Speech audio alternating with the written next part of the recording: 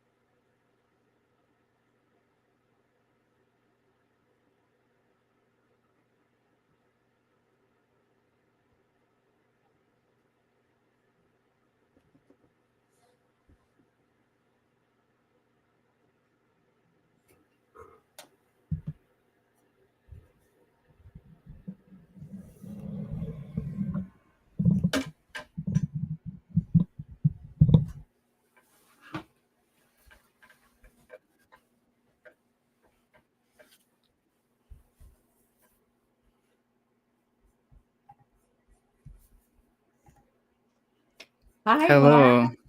How are you? Hi. I'm doing good.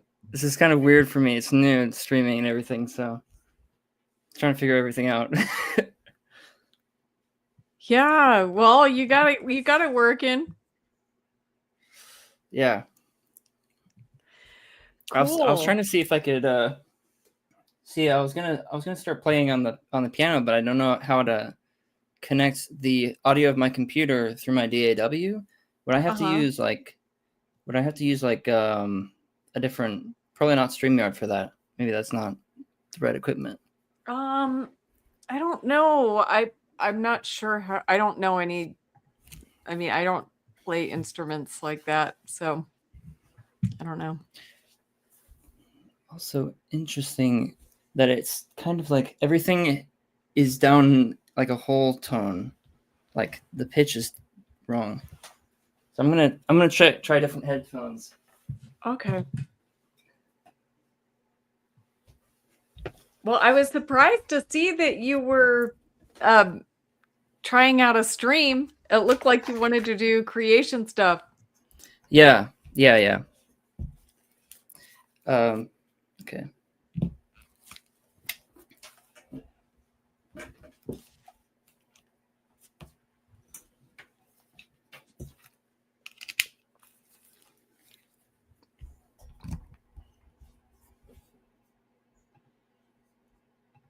I can't hear any piano playing. I don't hear the piano. Are you playing? Yeah, no, I'm not playing right now. Okay. Uh, I'm gonna have to figure that out later. Okay. So, um, but yeah, it's good to see you again. Yeah, you too. Thanks for supporting my channel. It's great. I appreciate all you do for like reaching out, sort of. I don't know if I call it apologetics, but you know what I mean. So, yeah, that's good. Yeah, it's fun. So So, you were reading, which book were you reading from on Naked oh yeah, yeah. Imagination? So I was reading. Here it is. I still have it up. It's replacing Darwin. Cool. Yeah.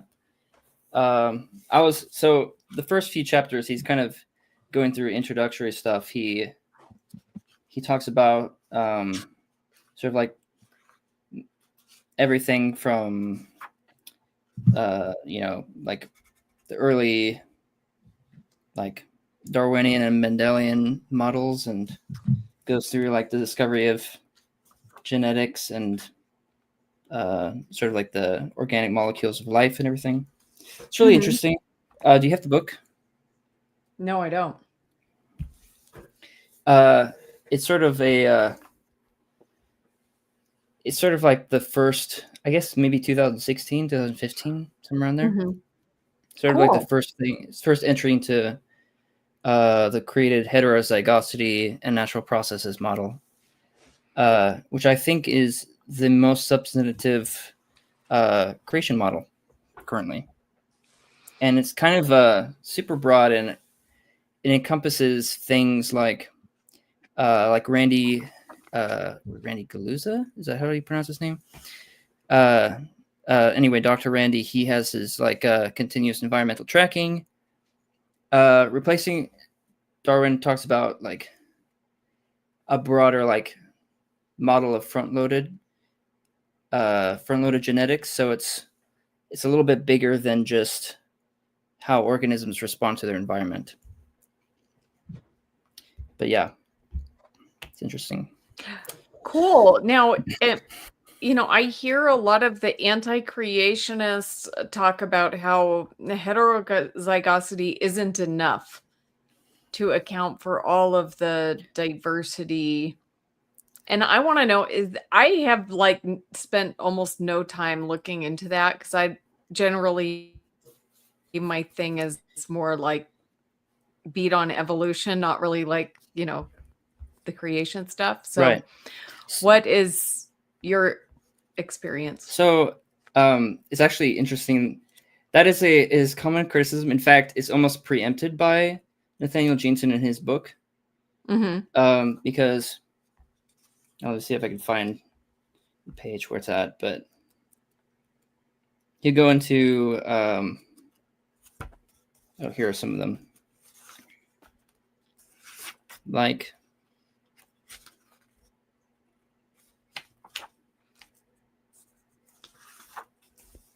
sort of like I don't know if you can see this, but it's like he has several diagrams like this where it shows mutations predicted in a certain time frame, and then the actual sort of like genetic diversity here for a specific population. And so what he'll say is, this is kind of what, I don't know if you can even see this, but this is kind of what evolutionists and creationists both have to explain this, right? This whole chunk. And this is generally true for most of these diagrams. Then this is basically what maybe, I don't know if this is the right, yeah. This is predicted over 6,000 years. So this is what natural processes can account for in that amount of time. So if you're looking at the total genetic diversity, and you're saying creationists have to explain all of that, right? But they can only account for that. Yeah, the model kind of looks silly that way until you understand that what exactly is entailed in created heterozygosity and natural processes is that this is actually all accounted for via one, heterozygous alleles, so like alleles that are functional, that are created in biology from the beginning, from the onset, and then also a lot of regulatory systems that are able to change the structure of different protein coding and other things. Oh, now you're making me wonder, was I not wrong? About what? Sorry. Look, a few weeks ago, Dr. Tom, well, this might have been like even 2 months ago now. I don't even know when. But Dr. Thompson was like, we were having an argument, and he was like, the only way you can get new alleles is through mutation. And I was like, no. And yeah, there's way more ways. There's way more ways. Not just through mutation, but like transposable elements, for instance. There's things called jumping genes that literally like there's some sort of, and usually it's because you have like histones, you have epigenetic markers that allow particular pieces of genes to like jump, or particular sequences to jump inside genes and then change the sequence. And then you also have all these kinds of like regulatory switches that turn parts like exons and introns off and on that can change the way that a gene works. And then there are natural processes too, like point mutations and insertions, deletions, other things like that. They do happen. But then there's also like the question of what are we accounting for from the outset? Like, what does our model predict is like the starting set of data. And it's, if you think about it, like I constantly am using the ABO right now because really it's the one I know the best currently, because I've done the most research into it. But there are 7 nucleotide differences in the sequence between an A allele for the blood type and a B. And those are the 2 functional, and there are other functioning ones, but they're less functional.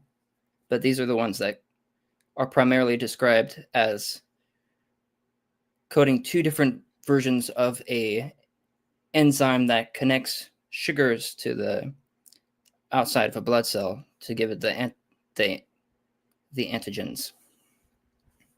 And so it would be hard evolutionarily speaking to account for natural processes within 6,000 years getting from an A to a B.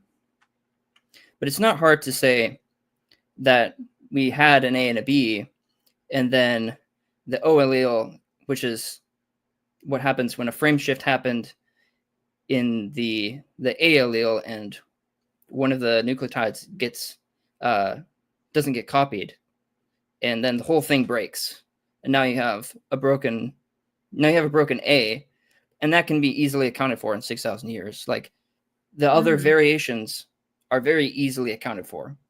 So it's like you have to take the model on its, on its own terms. I think a lot of people don't understand the model very well. And I've seen the videos with like, what is it, Dr. Joel Duff, and several people have. I think Dan had a video too. And yeah, I saw his on the blood type thing. But then when I talked to him about, Doki's here. Hello. Hi. I don't know. I actually don't know who Doki is, like their identity. Oh, well, Doki, I don't know either. But they're everywhere.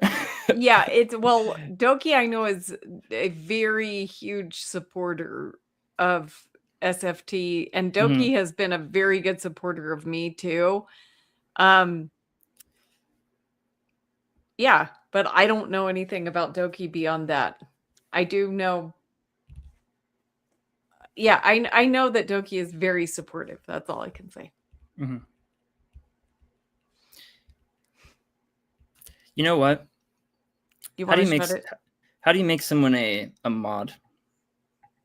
Oh, you can't do it on StreamYard. You need to do it on YouTube.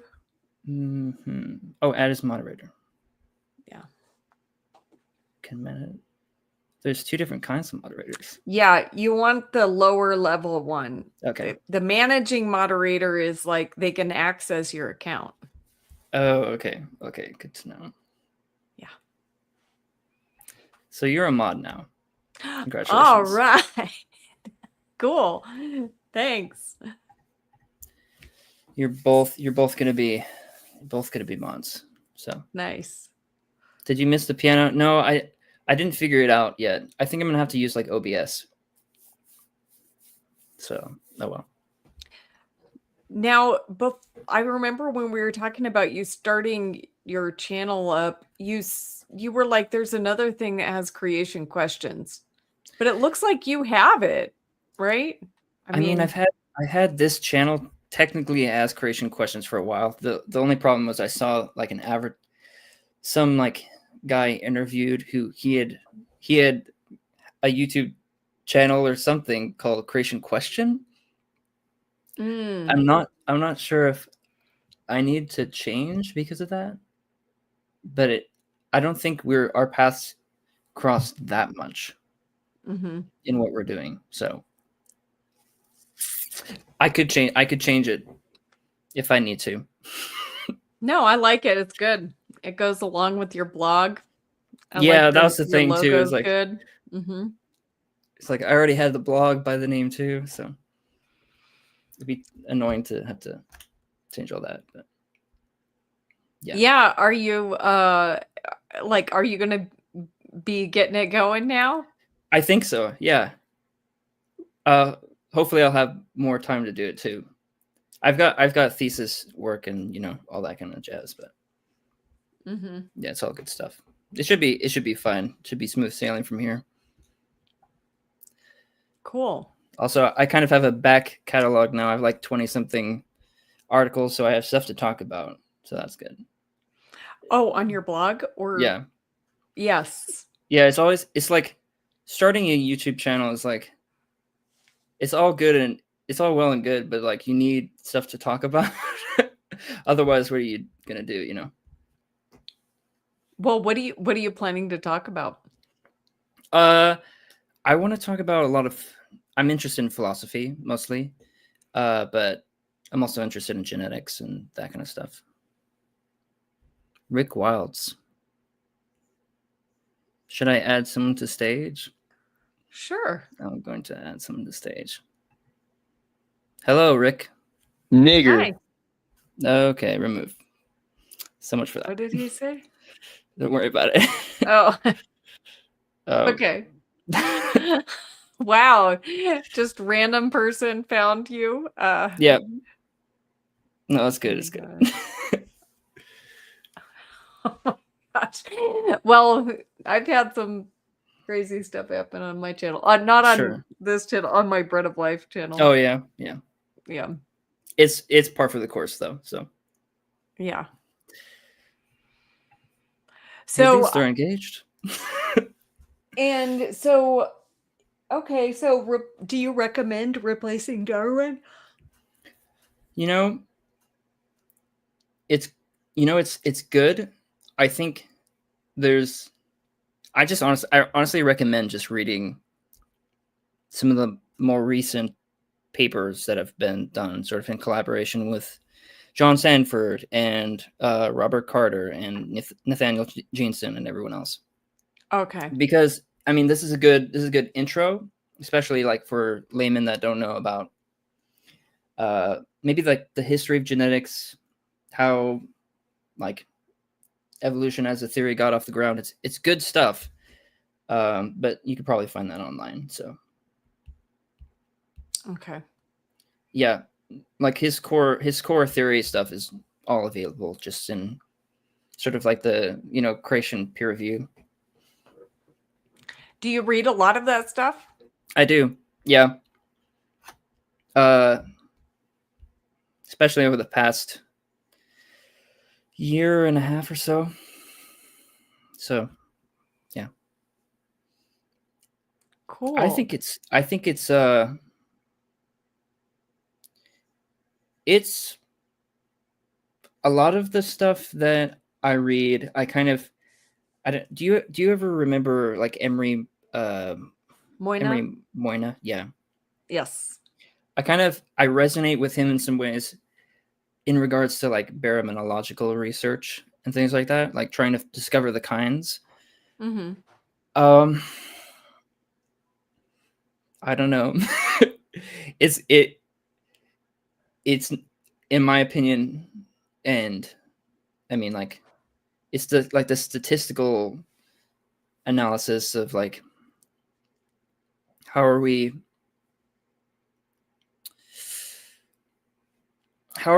measuring differences and then what constitutes two different kinds. This is a question that it's not easy. It's not an easy question. And I think there could be some confirmation bias happening in baraminological research. But I think this stuff is I think the genetic research that like from everything from molecular clock research to like you were talking about the mitochondrial clocks, I think, or were you talking about Y chromosome? No, I was talking about mitochondrial DNA. Yeah, I think I remember that because someone said that was it Thompson? Someone said that Neanderthal mitochondrial DNA is a lot different. Yes. Then, yeah, that's not true for their Y chromosome. Their Y chromosome is very similar to ours. Okay, that's interesting. Yeah, I'm not sure what that means exactly, but yeah. Yeah, well, I think the answer that I've got looking into that is that, they diverged from, like, modern humans early enough that Mhm. they didn't really gather the mutations, at that point, and then they were in an isolated population, which tends to bring on more mutations more quickly. Yeah, sure. So, yeah. I've heard some theories about a lot of interbreeding going on in like Neanderthal populations, maybe even Denisovan. I don't know. I have to look into that before I speak too much on that. But Oh, yeah, oh, it's a lot of. yeah. Um, yeah, I don't know. I was immersed in the mutation rate stuff for several weeks. It's just so deep reading that. Yeah, it is. Yeah. But yeah, and it's very interesting. I actually had a conversation with a geneticist about it that's going to come out on my channel pretty soon. Oh, okay. And so I thought he did a good job sharing his concerns about extrapolating the mutation rates that we observe in pedigree studies back further, you know. Yeah, yeah. I also.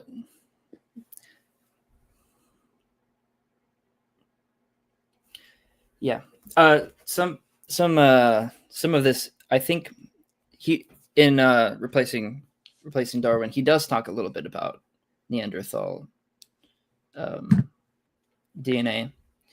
He I guess they're right in saying that he kind of dismisses it, but it's not like it's not like his reasons for dismissing it are they're not invalid.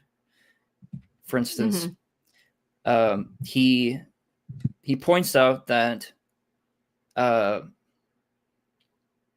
the kind of uh, the remains of the DNA that we do have, it's going to be undergoing a lot of chemical processes, natural processes that are going to just accelerate the decay of, and and that could be a contributing factor in how it looks more mutated.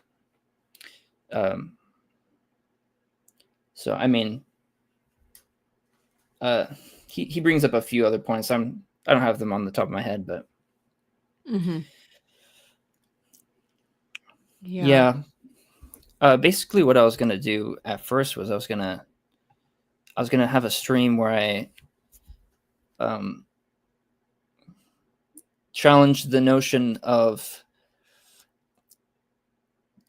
like any kind of natural process being able to create genes de novo, because I think that's sort of the crux of the problem for the theory of evolution, is that Mhm. it can explain decently, even if it's not completely random, and there are a lot of things facilitating change in the genome. It can account for gene changes within like border within hard borders, like what you call a gene family, and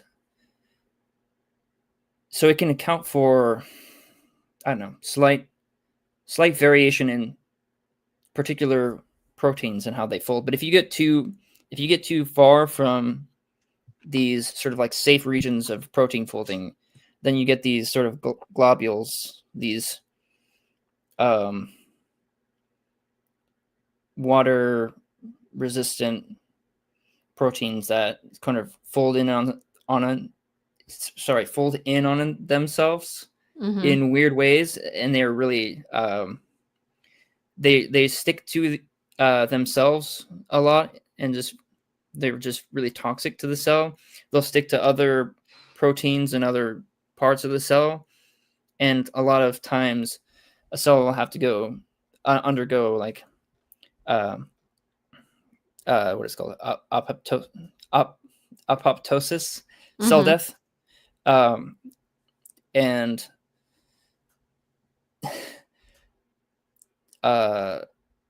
basically like you have two kinds of proteins that you could feasibly change to get to another. So like you have these sort of really small proteins that don't really fold. They don't fold at all. The problem is that you're never going to get anything enzymatic. You're never going to get any kind of catalyst or any kind of structure from those. And so even if they're kind of like harmless in this sort of intermediate phase, they don't cross this hard boundary, which is sometimes called in the literature the Valley of Death, which is basically you think of like a fitness landscape. You know what that is, right? Where you have highs, you have peaks of really fit genetic or like genes, and those would be gene families. And then you have these steep declines and pits, and that's going to be pretty much everywhere in between these gene families. And the question is like, how do you get from one to another? They don't really have a mechanism. Like duplication doesn't do it. There's a lot of things brought forth, but none of them really are sufficient for changing the gene structure. So I think that's a big problem. And then to compound that with like the search, like Douglas X, the search space problem, where it's like one in every 10 to the 77th power proteins of only 150 nucleotides long, or sorry, not proteins, protein coding sequences like mRNAs of only like 150 letters long. Well, that's a crazy number. That's larger than like the atoms in like the known universe. So the statistical odds of picking out an atom, say, in the known universe are better than picking out a functioning protein in the search space in the sequence. And then you also have this compounding of problems like the waiting time problem, Haldane's dilemma, Mueller's ratchet. What else? You have, genetic entropy, and there's just so many problems for the simple task of finding another, like discovering a new gene or a new gene family, that the whole process is just like, it stretches credulity. So, I mean, that in totality could be like one argument against evolution, and I think there are many. So cool. Yeah, I think that would be great. And how are you going to get in contact with people? Like, do people know about this channel? Are you going to advertise it somewhere? So far, I don't really think a lot of people know about the channel. I might have to do some sort of spreading the word. Yeah, I'm laughing at Doki. So you're telling me there's a chance. That makes me feel like you've seen that that one interview with Stephen Meyer, and who else was there? James Tour? No, okay. I think it was Stephen Meyer and the French mathematician guy. Do you know who I'm talking about? Is it Is that Dembski? No. not Dembski, Oh, Berlinski. Berlinski. Yeah, Yes, Berlinski. yes. Right. Yeah. That I feel like that came out when I was like in middle school. That came out a Ah. while ago. So. Well, I don't know about this Lloyd Christmas. I don't know what any of that means, but Right. Sorry, I was mentioning it because Stephen Meyer in the interview, he's like, he brings up from Lloyd Christmas, like, so you're telling me there's a chance, because like that's kind of like the evolutionary argument. It's like, now, yes, there's a chance. Give it enough time. I know that line from Dumb and Dumber. Oh, you know what? I think it is from Dumb and Dumber. Well, actually, wait, is that what it is? Dumber and Dumber? I don't know. I just see Jim Carrey. No, yeah, it is Jim Carrey. Yes. But who's it might Lloyd Christmas? I don't know. It might be from Dumb and Dumber. Now that I mention it. Yeah. That checks out. Yeah, where he's like, the girl is like, well, maybe if you were like the last guy on Earth or something. Yeah. And he's like, so you're telling me there's a chance? Like, it's like, so what are my odds? Like there's like 1 in 1,000, and she's like, more like 1 in 1,000,000. Yeah. Yeah. Yeah, and that's not even close to the horrible chances of.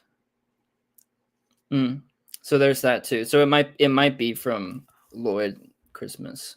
Oh, okay. They are both Jim Carrey. Doki said Jim Carrey. Okay, Doki plays Lloyd. Okay. I mean, Doki says Jim Carrey plays Lloyd. Yeah, okay. Yeah. Very cool. Well, it's just so handy to just like click show and all this. The comments appear on my screen. Are you just having fun with it? Yeah, it's very interesting. Very interesting. It's very user friendly, but also I am at times completely lost. Okay, what do you need help with? Let me help you. I think I'm just gonna have to like look up some tutorials because I want to do particular things, like see if I can hook up sort of like audio from my computer, but not a screen from my computer. I wonder if you can do that, but who knows? I haven't tried to do that, so I don't know. And I'm sure you could probably connect OBS to StreamYard, but that would be complicated. But anyway. Yeah. Okay, well, thanks for having me on. And let me know if you need help. And when you're like, feel like you have something that you want to promote or whatever, I'll promote it on my channel. Oh, okay, true. So if you set something up and you're like, I want to get people here, then I'll try to get people to come to it. Mm-hmm.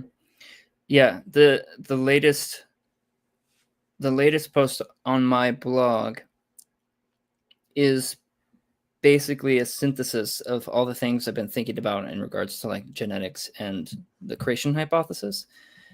I just call it Introduction to Created Heterozygosity, but it's essentially going over, probably in way too much detail, why I think evolutionary mechanisms are insufficient. Now, I've already made blog posts like something about like mutate. I forget what I call it, but like it's about various kinds of mutation, mutation is not random or something like that. Maybe it's I don't know what it's called, but cool. But this particular one is defending the thesis and using some original research that some of it's not actually out yet, but I did a sort of big scale. Well, I started the sort of, I showed you that one paper, and that was kind of one iteration of what I've been doing, but I sort of synthesized that into a more streamlined paper with 19 different functional loci, gene loci, and basically,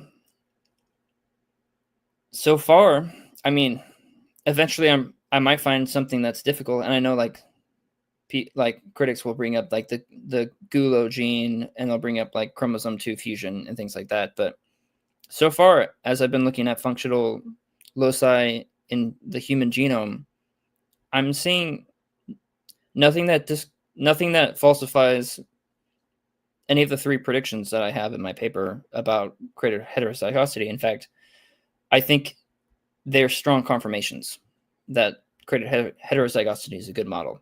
So Cool. I want to do a lot more than that, because I don't think 19 is enough to sort of solidify something. But I think just based on the pattern so far, I'm feeling really comfortable about being a creationist. So yeah. Cool. Wait, is this kind of a new thing for you? Oh, what is Being a creationist? Not really. It's an interesting thing, because I've never not been a creationist, but I'd say I've waffled around different versions of it. Okay, interesting. Mainly like on the topic of the age of the universe. I think, well, I had a period of, I guess, like agnosticism in middle school, but like I was just I started watching some debates with like William Lane Craig, and that all went away. So Really? yeah. So Yeah, and you're one of those philosophy guys. I spent a lot of time talking to like people who love philosophy on my Bread of Life channel, like during a phase. Now I don't do that. sure. But for a phase back in like 2021, 2022, I don't know how I just ended up with all these people who like philosophy and atheists who like philosophy.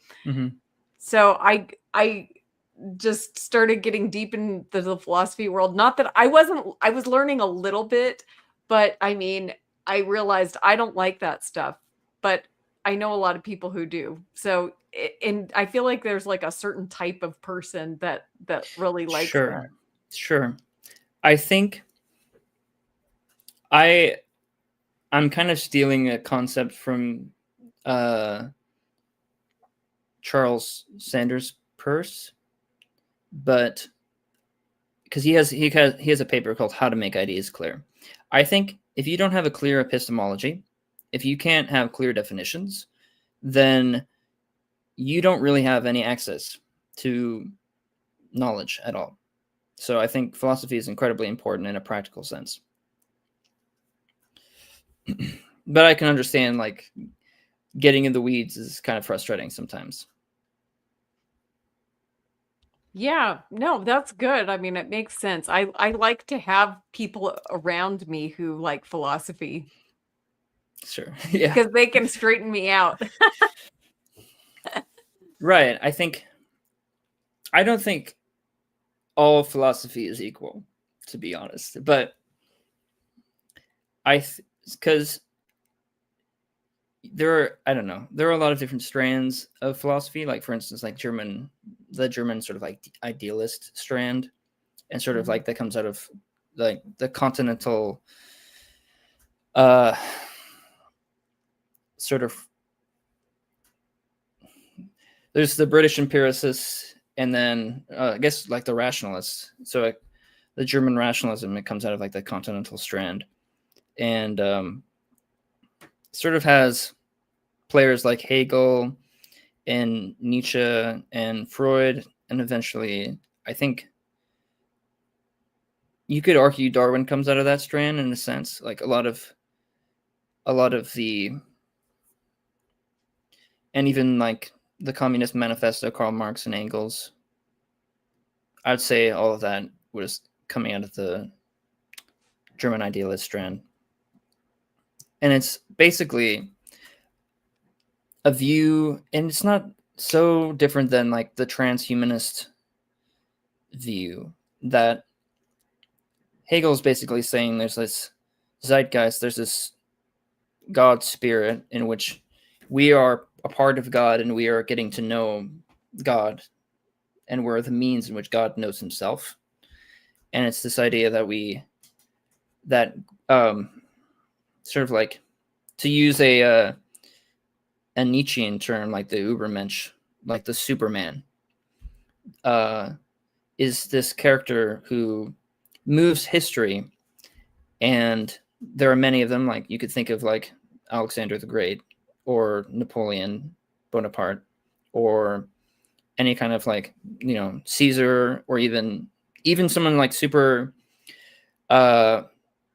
like Genghis Khan or Stalin or someone like that, or Hitler. Like, you could think of the bad and the good, but these are people that move history forward. And Hegel thinks they're like, well, really, no one else is that important. But these sort of like important figures are moving history, and it's all part of this process that eventually God through us will know God, in a conscious way.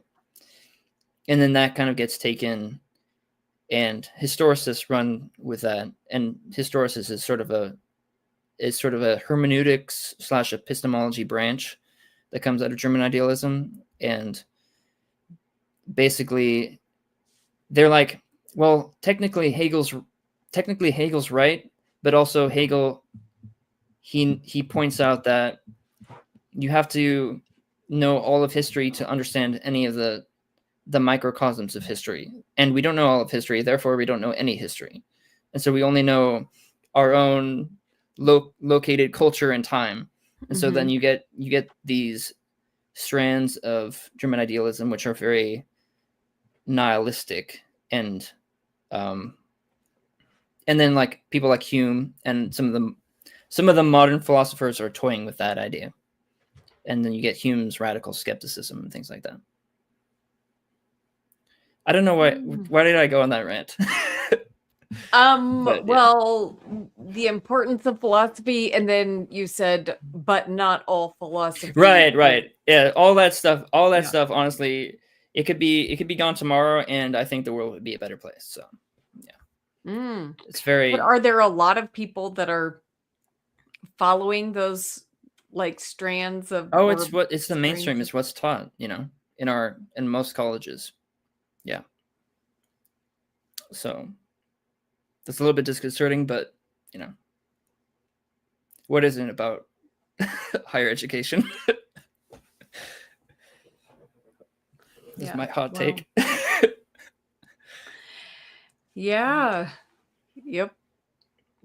Well, I agree, especially with the evolution stuff. It's just, it's a bunch of pseudo history and pseudoscience and pseudo intellectualism. Yeah. So I know that sounds prestigious, but I'm sort of using their own language against them, I suppose. Yeah. Well, I mean, it's interesting because I've like since I've really been getting into this in the past year, because I've always had an interest in this, but like for a lot of years it was like on the back burner because I was raising kids and I had so much other ministry going on, that I didn't really have a lot of time. But like this past year, it's been really cool to dig into it. And then like with the information that I'm learning, I'm like sharing with people at work, and like it's super fun. I mean, a lot of people, will respond positively. Like, yeah, that's good. That's good. I had there's a lady at my work, and she's not even a believer in God. I mean, she's open to the idea of God, but when she found out that I had like an anti-evolution channel, she was like, "You don't believe in evolution?" She's like, "Me neither. It's impossible, right?" I was like, "Yes." Well, that's interesting. I guess that's the other side that you don't really see or hear often. It's just like, I don't know. It kind of reminds me of like the quiet conservatism during like 2016 or like 2015, where a lot of people didn't feel comfortable sharing the fact that they had different beliefs than the mainstream. But I think it's true that a lot of people are sort of like quiet skeptics of the mainstream views. Yeah. Yep. I wanted to ask you about philosophy real quick Mhm. because have you been paying attention to Cornelius Hunter's talks about on my channel about like the philosophical stuff related to evolution, like the religious stuff? Yeah, I have. I appreciate some of the distinctions that he's been making about just in what way evolution is religious.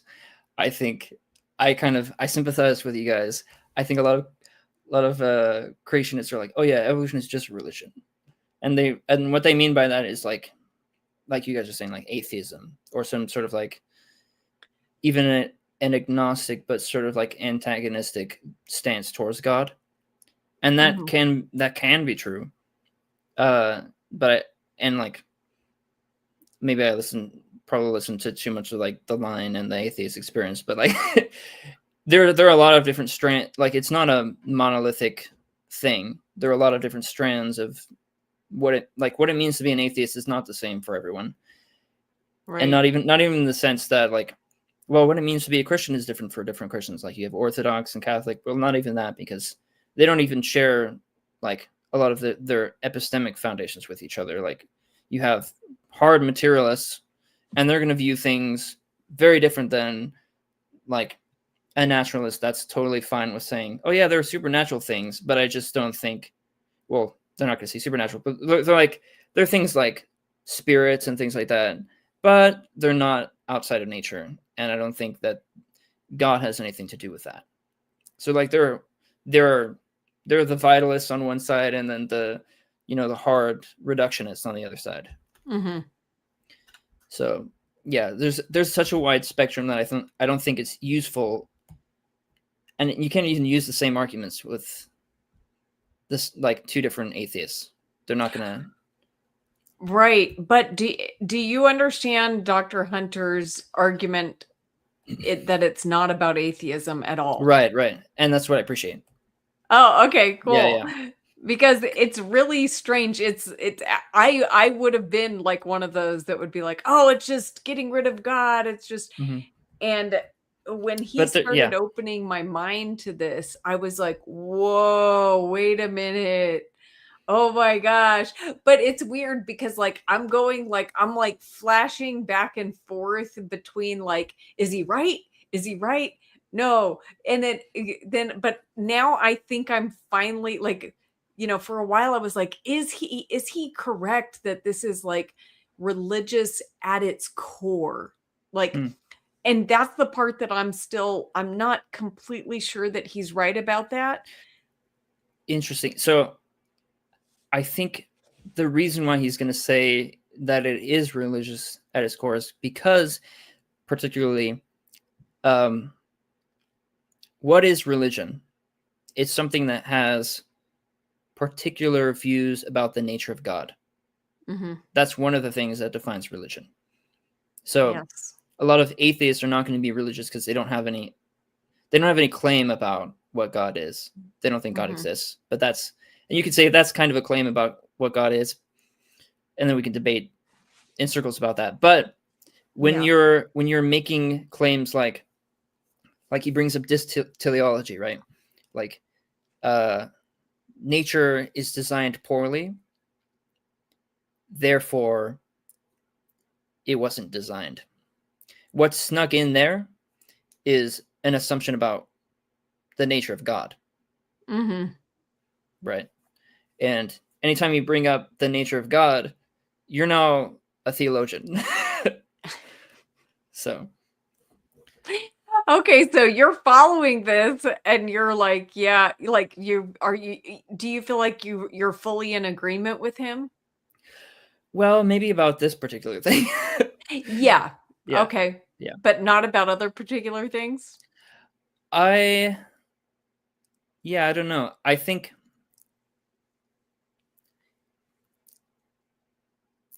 yeah, it's kind of tough to parse out all his beliefs. I'd have to like run through it with him. Yeah. But some of his particular I'd say more philosophical claims. I don't know. Mm. I don't know if I'm on board with all of them, but that's a topic for maybe me and him to discuss if I can get that to happen at some point. Cool. I'm sure he would do that with you if you want to. Yeah. Cool. Well, it's been fun talking. I should probably get to bed. Yeah, I appreciate you coming on. That's nice. Yeah, So yeah, yeah, it thank was you. fun. Okay. Well, let me know if there's anything I can do to help you out getting started and stuff. So, Okay, okay. appreciate Bye, it. Wes. Bye.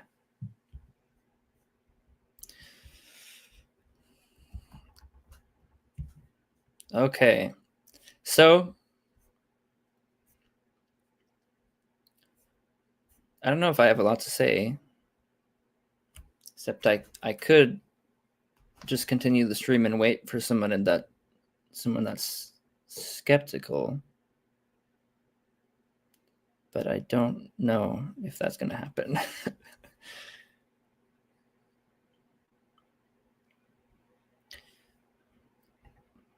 Thanks for being here too, Doki. I appreciate it.